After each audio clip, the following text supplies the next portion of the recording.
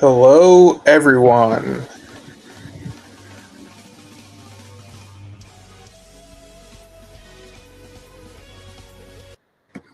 It's another Stevens Vinyl Adventures episode here on the Yesshift podcast slash vlog, however you're experiencing it. And this time around, I'm talking about the latest Styx album, Circling from Above. And it's pretty relevant to what's happening this Wednesday, October 1st, over at drumtalktvbrilliance.com, an event that'll be available to premium members and those who use the Gig Pass option. So before I talk about this record, I'll go ahead and play this minute-long video where you'll hear Todd Sucherman, drummer of Styx, talking a little bit about the upcoming online event, and you'll even get to hear a little bit of his playing. So check it out. Hi, Todd Zuckerman here from the rock band Styx. We have a new record out called Circling from Above, and we can chat about this and anything you want. The drums, music business, what have you, over at drumtalktvbrilliance.com on Wednesday, October 1st, 12 p.m. Pacific, 3 p.m. Eastern, 8 p.m. UK time. I look forward to hanging out and chatting with you then over there.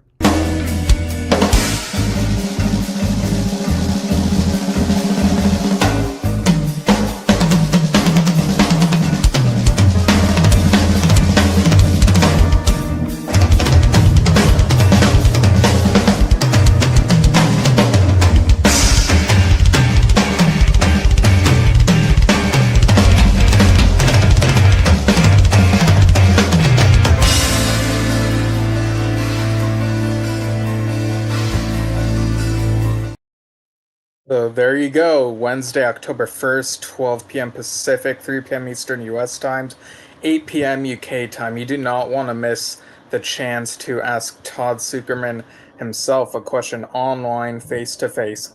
And I have the record right here. Here's the album cover. It's the front side. So you see it's got those bluish, purplish coloring and this formation that looks like a bird up in the sky, and you got a satellite dish there of some sort.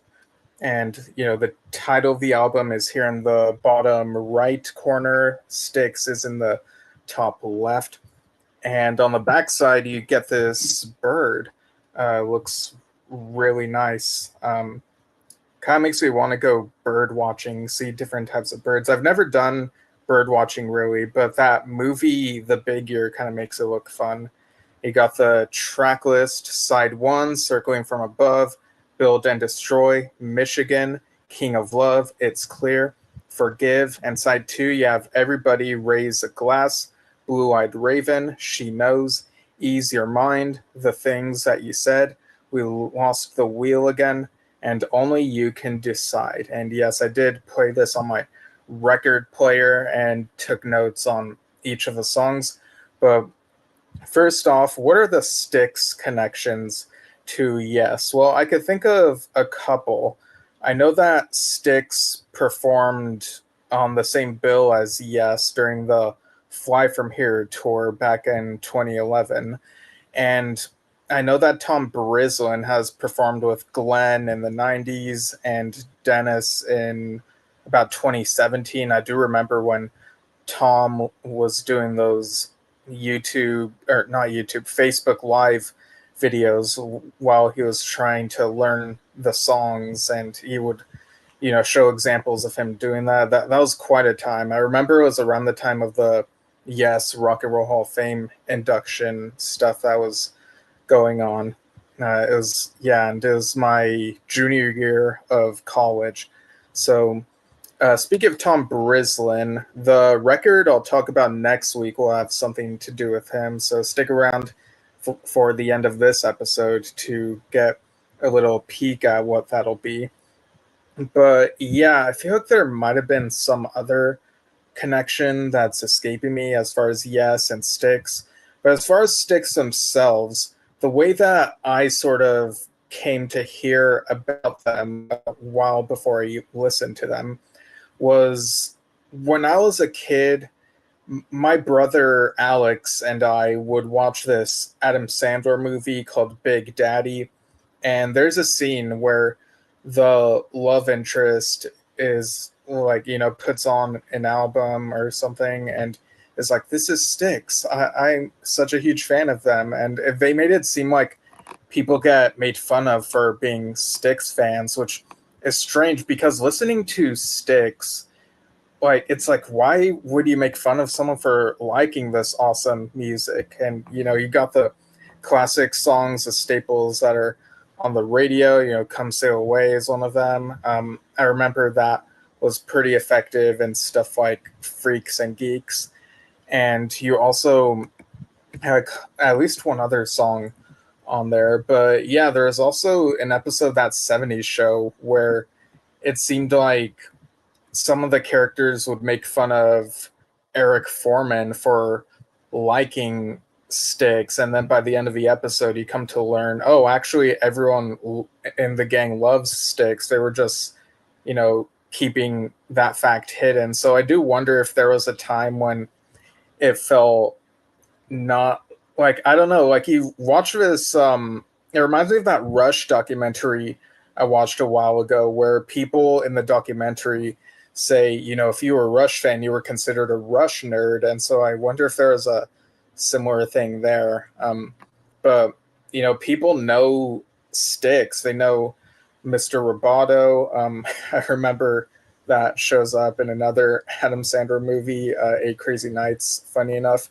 Like, people know their music and they get a lot of respect. So I kind of don't know what those moments in that show and that movie were all about. But yeah, and I've listened to maybe the first few albums of theirs. So 2008 to 2009 was when I was going through the big prog rock bands, and then I would say maybe mid to late 2009, early 2010 was when I was starting to branch out a bit further, listening to still big bands, but maybe a bit more mainstream. Started listening to Kansas in like summer of 2009. And I think within those next several months or so, I started checking out Journey and Styx. They kind of feel like they're in a similar vein in a way, but I think for those bands, I only got through the first few albums of theirs. I think I just got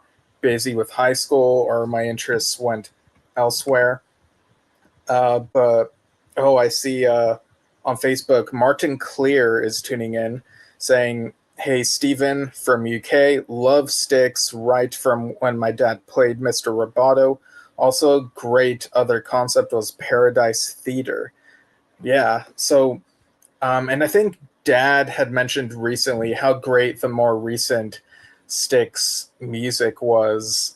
So that really piqued my curiosity because, some bands, they go on for decades, and some of their later or latter day stuff is considered like, this isn't quite like the classic stuff. And you have people who still appreciate the new stuff and other people who kind of just fall off. And, people have their preferences. So it's whatever. But yeah, and I think Dad even mentioned, praised their more recent music on one of the episodes of this show. Yeah, I'd have to check, but yeah, and having listened to Circling from Above, I am impressed. It sounds great, and it also very much sounds like what my idea of what to expect from Styx music sounds like, but it also feels very now with the what it talks about. And so it talks about like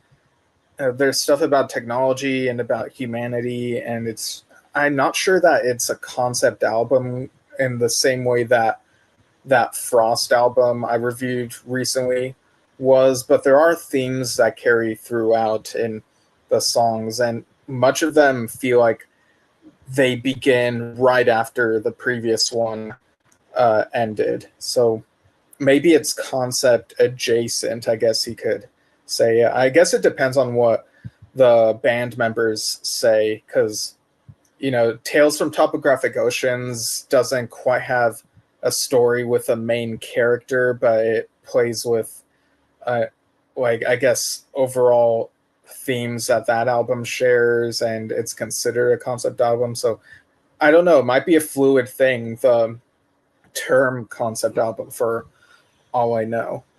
So I got my notes about the songs up in front of me, so I'll go through those.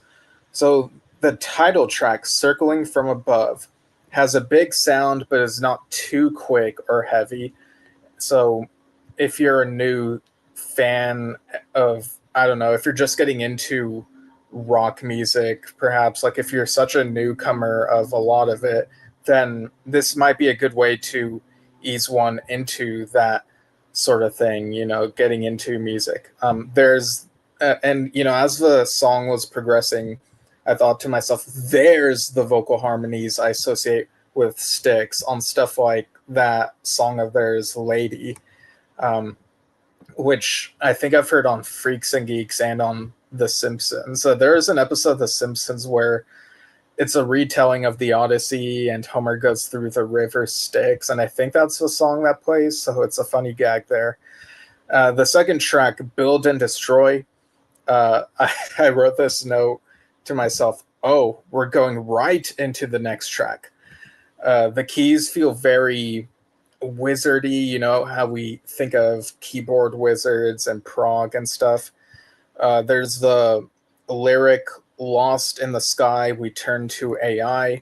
So that feels very modern, and AI is a very topical issue. You have people for and against it, and so if anything, this makes you think about the issue, and what it can be used for and what it shouldn't be used for. All that sort of stuff. It might make you think of all that.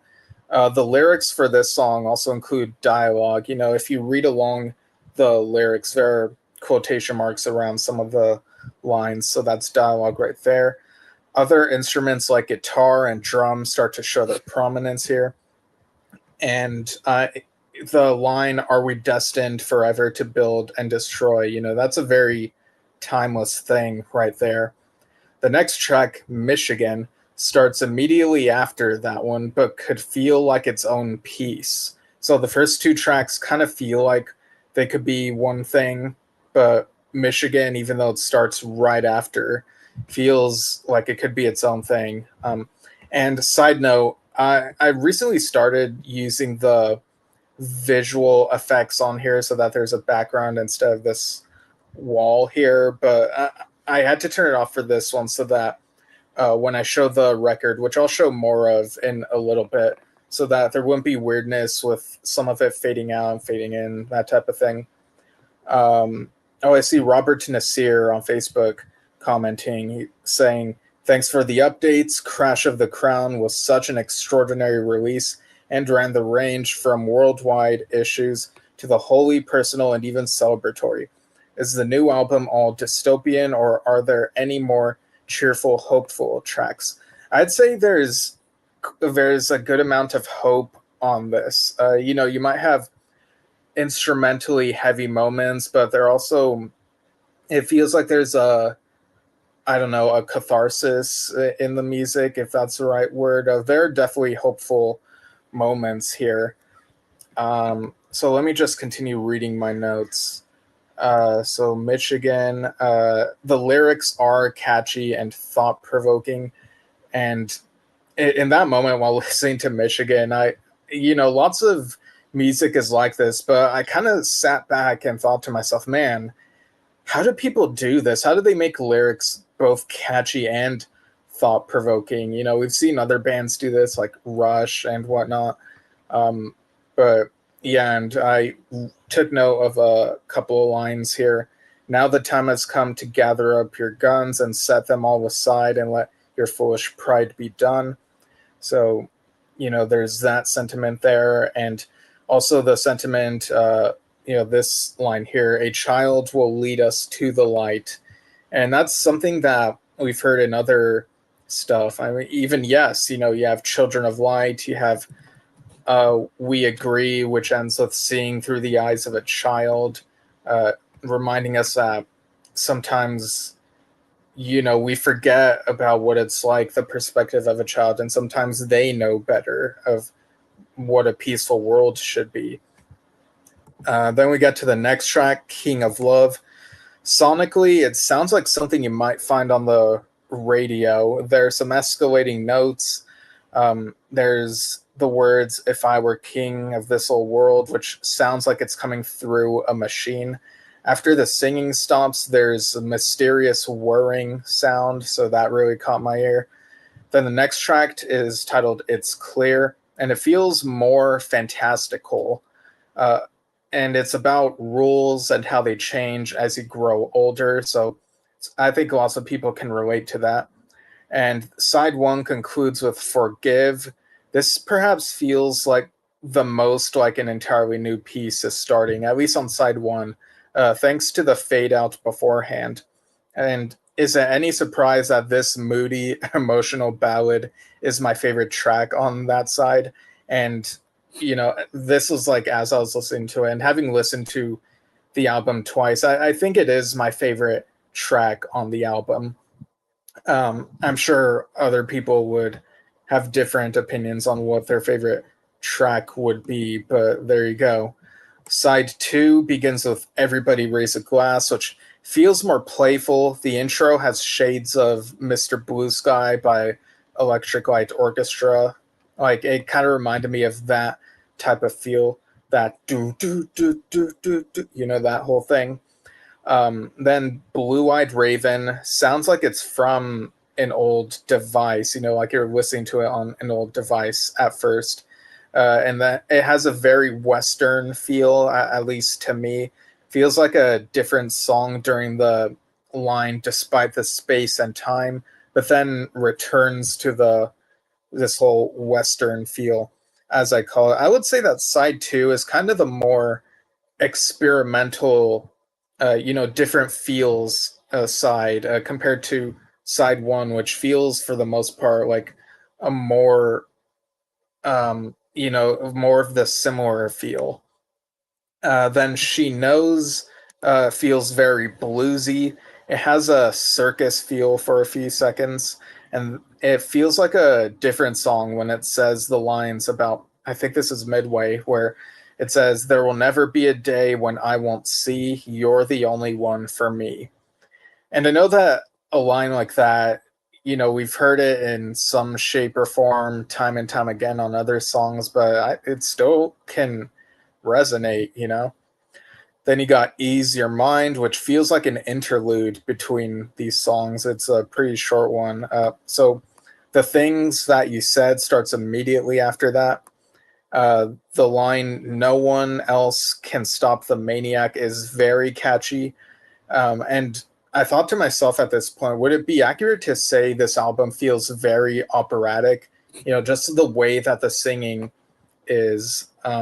And, maybe that's how people view Styx. Like, some of their stuff could feel very operatic as far as the vocals go.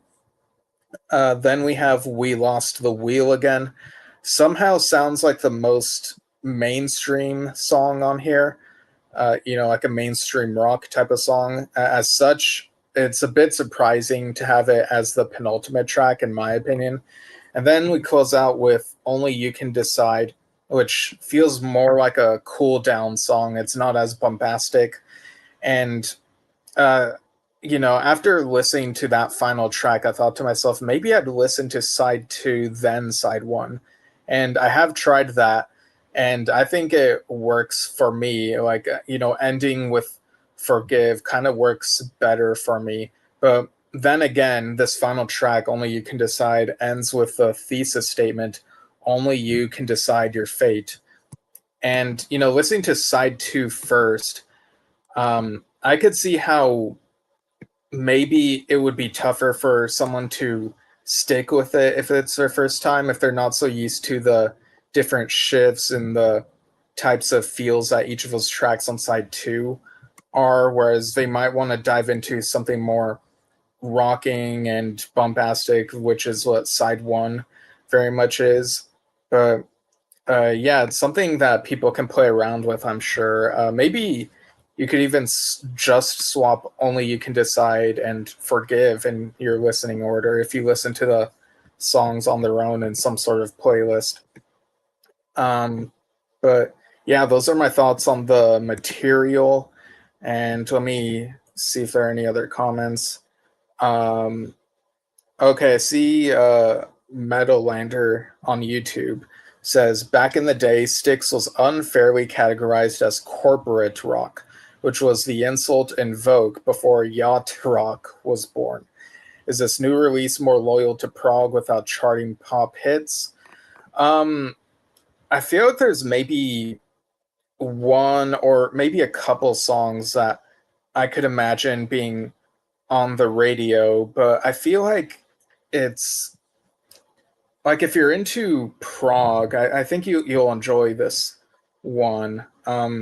It's maybe not as like I don't know, maybe it's somewhere in between where like I've definitely heard stuff that I associate more with prog rock sound, but this I feel like this is accessible, but still feels like very grand and really cool sounding. Um, yeah, I would suggest giving it a listen. Um, it's prog, but it's a newcomer could listen to this and maybe that could ease them into prog. I don't know how else to put it, but yeah, I definitely recommend this album. So I'll go ahead and show what the inside of it looks like. So open up the gatefold here.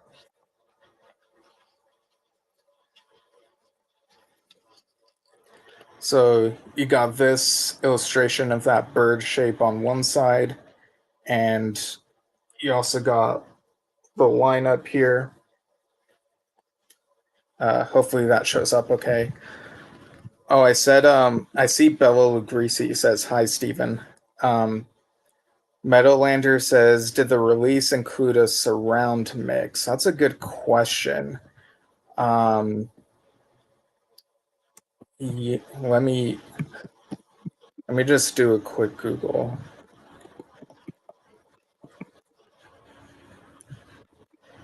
Yeah, because I just like listen to these things and then um, basically just share my thoughts on the music and stuff. Um,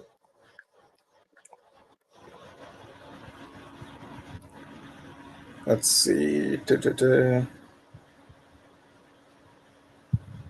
I can't find a quick and easy answer at the moment, but something to look into.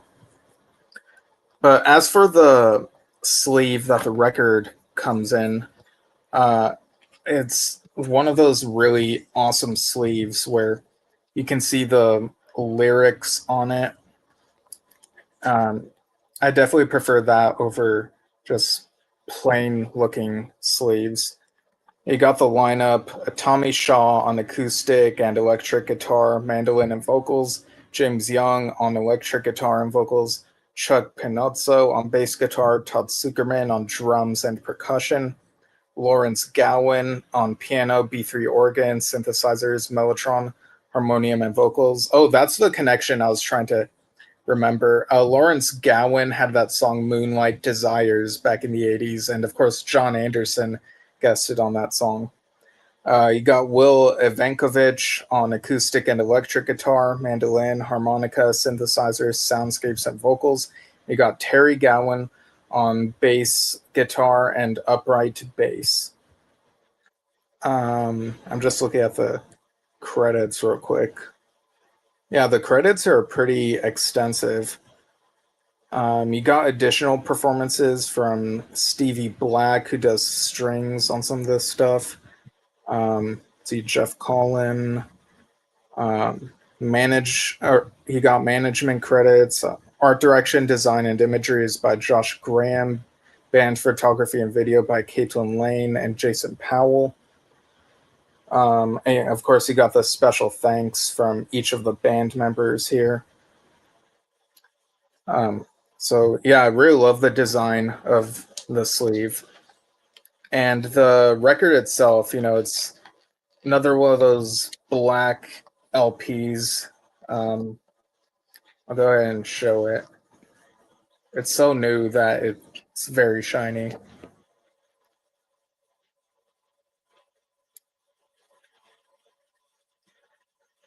So in the center, you've got the images of the feathers on that bird, or at least on the other side. On this side that you're seeing right now, it's that sky with the bird shape, and this side is the bird feathers. And of course, the tracks are listed in the center against those images. Um, and yeah, it just looks really nice. The shiny black record. Um, really great stuff. I'm glad I ordered this. So, yeah, again, if you want to ask Todd Zuckerman, the drummer, a question, you can do so over at drumtalktvbrilliance.com on October 1st, Wednesday, 12 p.m. Pacific US time, 3 p.m. Eastern, 8 p.m. UK time, by either getting the premium membership or getting a gig pass. All the details are there on the website. The link is in the description of this post, this upload, what have you. And yeah, very excited to have Todd on to talk about that. Yeah, so again, the public portion of that where Dad talks with Todd, uh, that'll be like the first 15 minutes or something like that. That'll be on Facebook and YouTube, but the rest will be exclusive to members, premium members of the site and gig pass holders.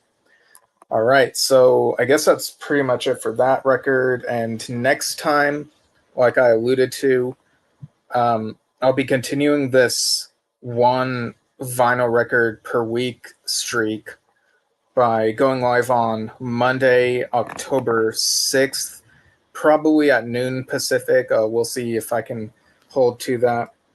And that's Tom Brislin's birthday, so I'll be talking about this Kansas record, The Absence of Presence, which just arrived on my doorstep earlier today, so perfect timing. And it's got that blue and purplish color scheme similar to the Circling from Above record. Yeah, I know I didn't show the whole thing just now, but I'll do that next time. So I think that'll be the next time we broadcast on here, unless there's enough news to do another news desk edition before then. Some stuff has trickled out here and there, so there very well could be. We'll see what ends up happening. But thanks for following what we do here on Yesshift. You can follow us at Yesshift on Facebook and YouTube, and in the podcast app, if you type Yesshift, you might find us. And you can write to us via yesshiftpodcast@gmail.com. Any feedback, comments, suggestions, what have you. So thanks for tuning in, and we'll see you all soon. Bye.